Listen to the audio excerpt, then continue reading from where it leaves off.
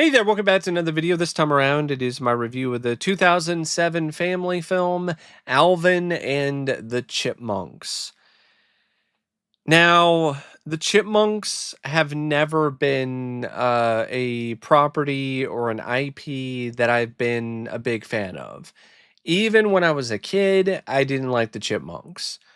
I didn't find them to be funny. I didn't find them to be that charming. I didn't find them to be that entertaining.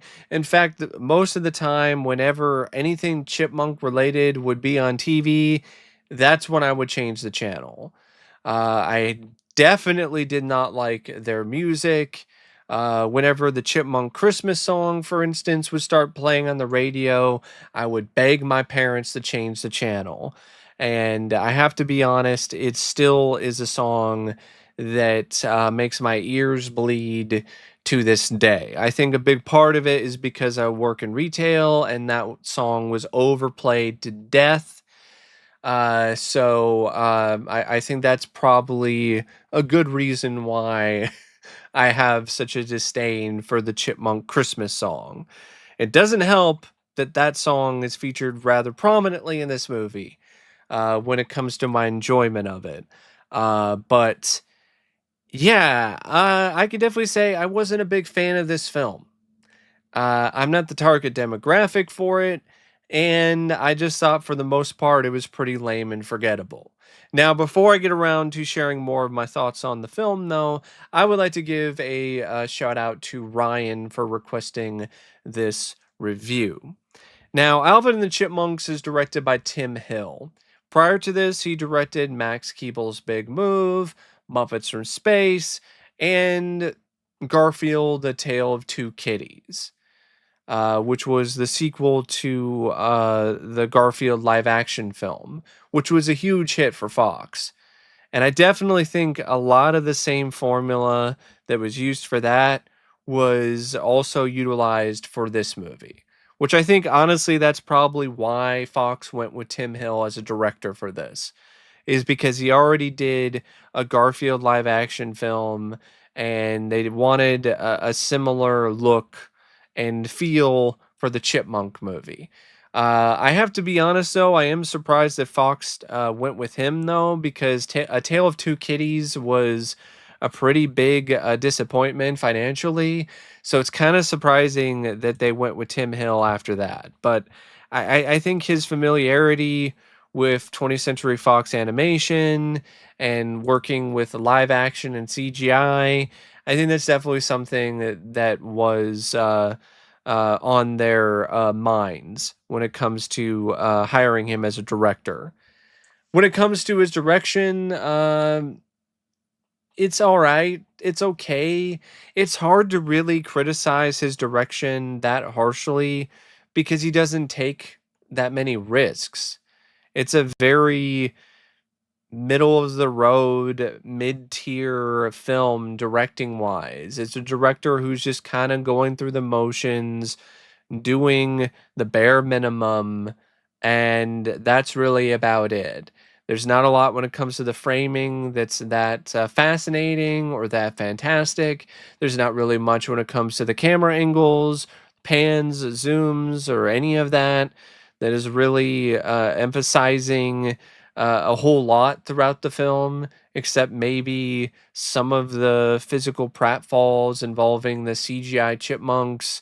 Most of the time, the direction is very firmly in the realm of let's just play it safe because it's a kids movie and the kids aren't really gonna care that much whether or not the direction is that dynamic, that intriguing, or that interesting overall. That's definitely the best way to describe it. Like the direction is spirited enough, I guess, for the kind of movie that it is. But it's not the kind of film though that's really gonna wow you. It's not gonna blow you away. It's not award winning. The direction is very mid, like a large percentage of the film. The screenplay is by John Vitti, Will McRobb, and Chris Viscardi.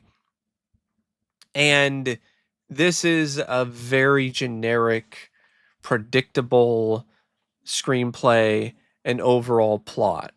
The Chipmunk movie pretty much goes exactly how you think it will.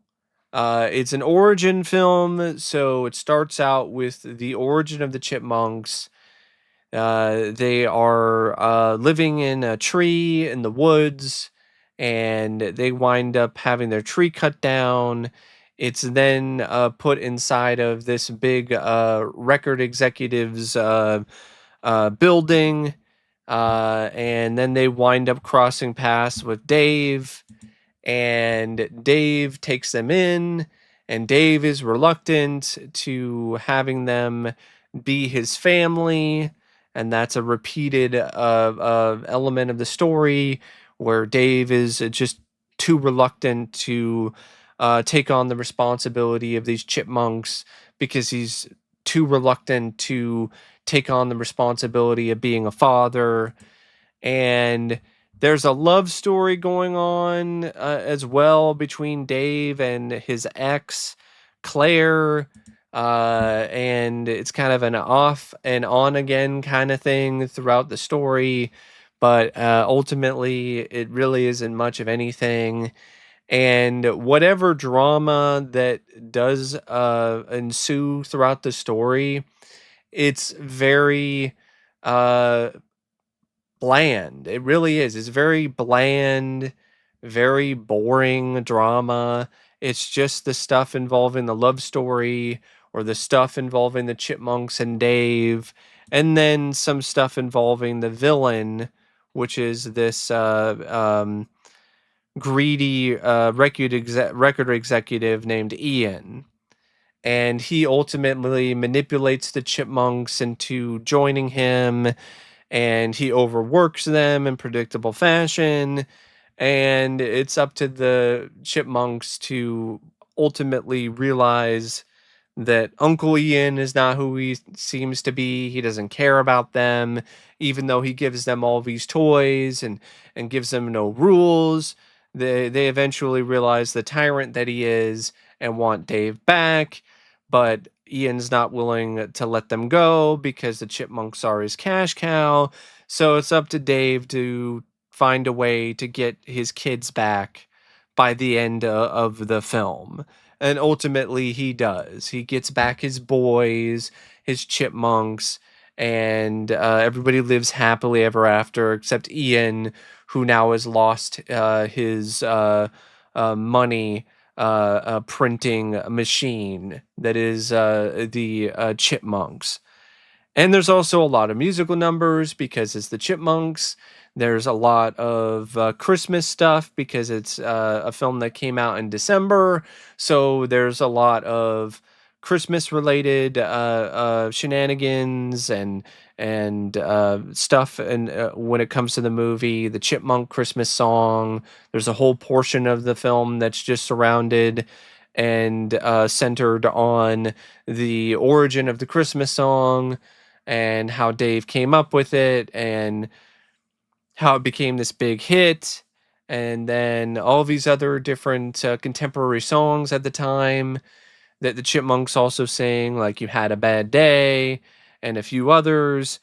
And for some reason, Funky Town, which I don't even understand why that was utilized in this. That seemed like a very random song choice for this Chipmunks movie.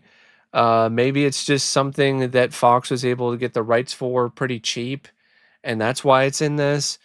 Um, and because it's a kids movie, a lot of the jokes are very sophomoric and puerile. There's a fart joke. There's a scene where one of the chipmunks eats one of their own turds, or another chipmunk's turd in order to, I guess, cover things up that one of them pooped themselves. I think it was Theodore. He got scared and he pooped a little pellet, and then Simon eats it in order to convince Dave that the pellet isn't chipmunk crap. and it's honestly as crappy as it sounds. And there's some jokes that are kind of clever. There's some dark comedy in this that actually made me laugh. The couple laughs that I actually got out of this really had to do with the dark comedy or with just how over the top villainous the record executive Ian was. But yeah, the dark comedy was surprising. Like there's a moment with Alvin where after Dave is knocked unconscious by the Chipmunks when he first realizes that they're in his house, Dave wakes up and then Alvin starts talking to his brothers about all these different things that he needs. Like I need some saran wrap and some gloves and I need all of the and some oregano and essentially he's listing all these things that he needs in order to cover up the body, like he's Dexter or some shit. And I definitely cracked up at that. That was unexpected in this kids movie. Then there's another clever bit of dark comedy when Dave is talking to this gal at a supermarket, and she's talking about how it's a hassle to have kids, and he mentions his three boys, and then he talks about how sometimes I wish I could just put them all in a box and poke holes in it and just leave it in the woods somewhere, you know? And then the lady just looks at him like he's crazy and then just rolls away. Like that cracked me up. But most of the time the comedy is really lazy, really uninspired, just typical childish pratfalls or fart jokes and stuff along those lines. Uh and I wouldn't necessarily say that it's as annoying as it could have been. I will give the writer some credit on that front. It could have been so much more annoying and obnoxious considering that it's the Chipmunks and it's a kids movie from the 2000s, but it didn't really get to that point. So I'll give the writers credit for that. And yeah, it was predictable and it was cliched, but everything that unfolded and everything that happened, it was honestly set up in a way that was inoffensive enough that it felt like it was an okay usage of an hour and 20 something minutes. Like there's a much worse way you could spend your time. I've seen a lot worse kids movies from this time period in particular. Like the 2000s has some really stinky, really bad bombs when it comes to the family film genre of entertainment.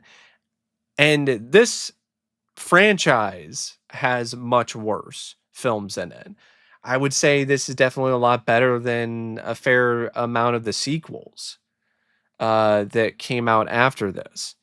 Because somehow they got even more lazy and even more uninspired. Because at least it did have a good heart to it.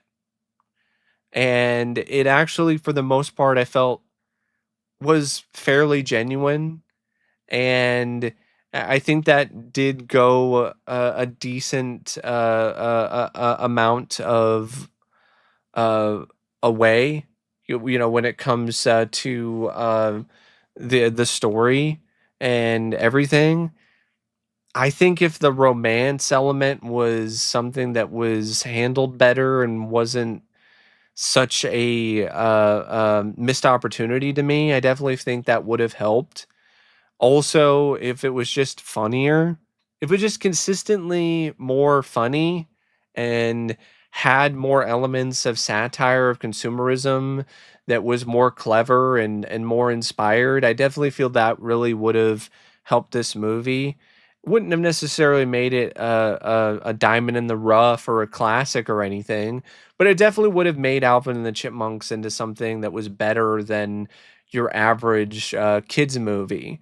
And better than a lot of people would think.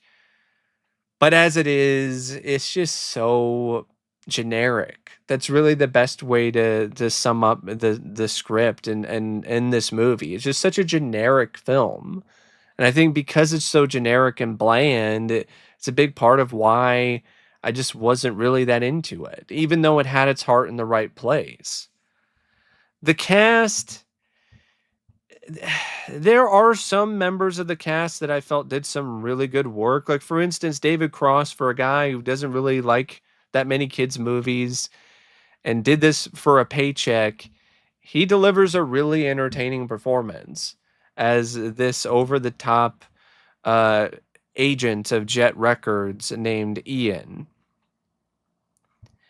And the rest of the cast, they're fine, but they're really not on the same level as David Cross. Like Jason Lee, he does a good job playing a guy who is down on his luck, who you are sympathetic towards, and you do see this guy as somebody who has a genuinely good heart, and it's a guy that you really do wish can turn things around. But Jason doesn't have the range to pull off the manic energy that Dave has in the cartoons. He doesn't have the range to really show the frustration that Dave has when it comes to a lot of the shenanigans that the Chipmunks get involved in, and specifically Alvin. So when he's supposed to yell, Alvin, it doesn't have the impact that it should because he's just too laid back. He's too lackadaisical with it, and he's too chill. So what happens is he barely raises his voice a notch, and he doesn't even. It doesn't really seem like he's really putting his heart into the moments when he's upset at Alvin or the Chipmunks. So what happens is it feels like it's a performance that's just kind of halfway there.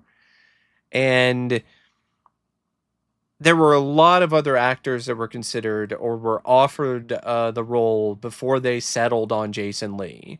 And they settled on Jason Lee.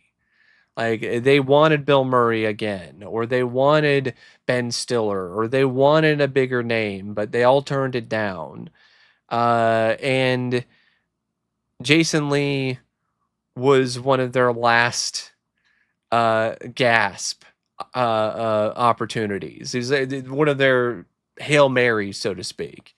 And he was ecstatic to do it because Bill Murray turned it down and he's a big fan of his. And he might have been excited to do it, but it doesn't really come across that way when it comes to his performance. It really does not. Honestly, I really think that it needed somebody like Charles Grodin or John Ritter who had that range, who could be the endearing, likable, sympathetic sap that Dave is, but also showcase the impulsive Dave, the Dave who is sick of the Chipmunks and their crap and has just various different reactions to their actions, and gets more increasingly more and more frustrated the more and more the Chipmunks misbehave. And, I mean, I'm just imagining Grodin in this role, and it's just cracking me up just thinking about it. I mean, just look at him in Clifford, look at him in Beethoven. He would have been a great Dave if this was a different time period. And initially, I think the film was in the works all the way back in like 1997. So I think he definitely would have maybe been a consideration at that point. And John Ritter could have also maybe stepped in as well. Because look at how he handled Problem Child. In a lot of ways, Problem Child is like dealing with Alvin. That kid in Problem Child is definitely dealing with somebody along the lines of Alvin. And John just had that great way to be this very sympathetic, very sensible guy who's who definitely is somebody you feel for because it seems like life just dumps on him, but then he's also equally able to be manic and over the top and be really funny when it comes to his reactions to the kid being a terror. And it would have been a really good fit for something like Alvin and the Chipmunks. But instead, you got Jason Lee, who just doesn't have that range as those actors or actors like them. And the rest of the live action cast isn't really that much better. Like Cameron Richardson is a gorgeous woman, but she's a pretty bad actress. Like flat line delivery, and I don't think she had any chemistry with Jason Lee. So that's another reason why the love story really fell flat. Jane Lynch is in this in like 2 scenes. Actually, I don't even think it's 2 scenes. I think it's like for 1 sequence total. And that felt like a waste considering how talented Jane Lynch is. And then of course you have the Chipmunks themselves. Now I can't really say a whole lot about the voice over work by Justin Long, who voiced Alvin, or Matthew Gray Gubler, who voiced Simon, or Steve Vinning. Uh, uh, Actually, no, Steve Vinning voiced Simon's singing voice, but Jesse McCartney, who voiced Theodore, or the singing voices, Ross Bagdasarian Jr. as Alvin, and Steve Vinning as Simon, and Janice Carmen as Theodore. Like, there's really not a whole lot I can say about the Chipmunks themselves, especially because their voices, you can't really hear them to begin with. There's nothing distinctive that you can really hear because of everything that's done in post-production to make them sound like chipmunks.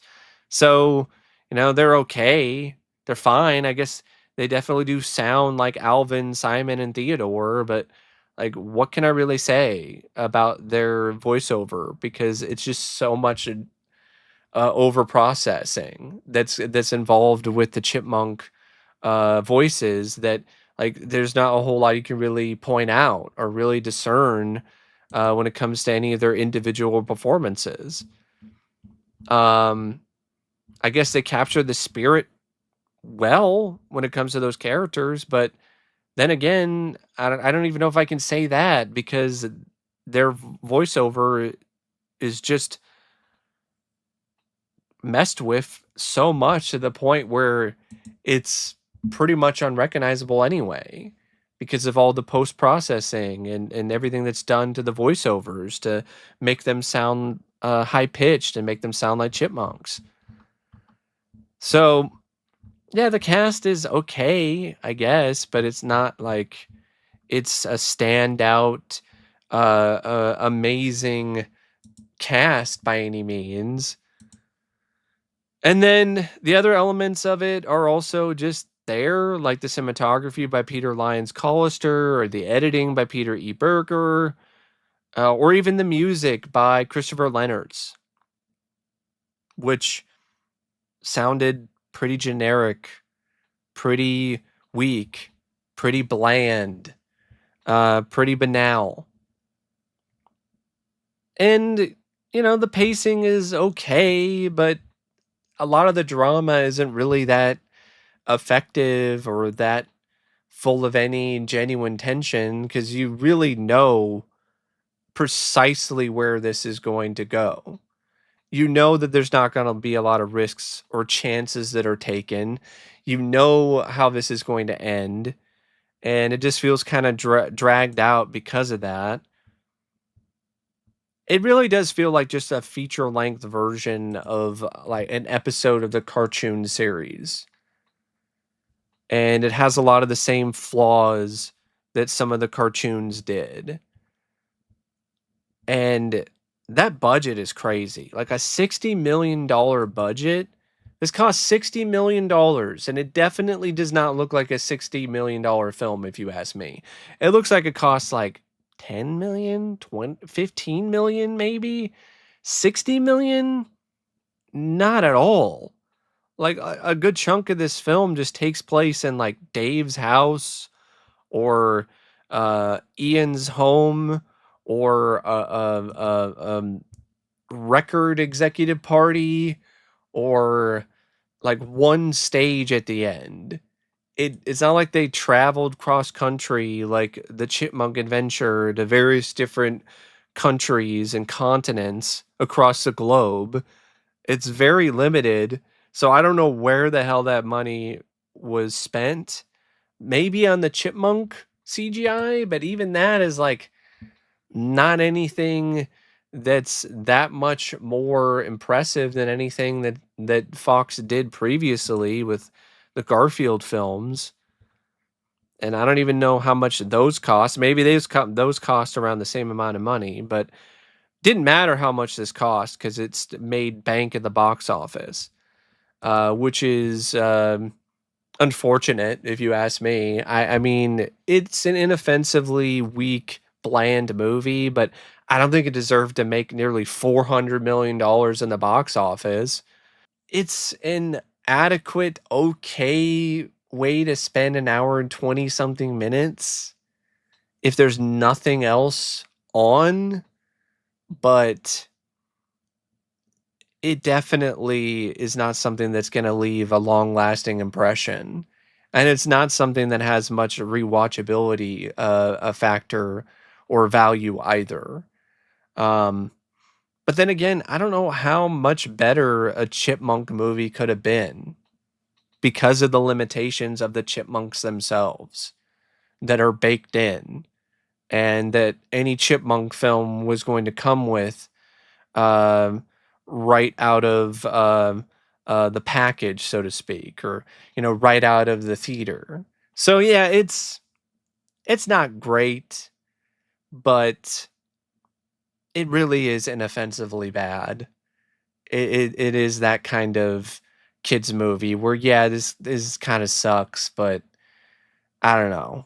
Like I'm not mad at it. It's that kind of film. But anyway, thanks for watching my thoughts on Alvin and the Chipmunks. And as always, I'll see you later. See ya.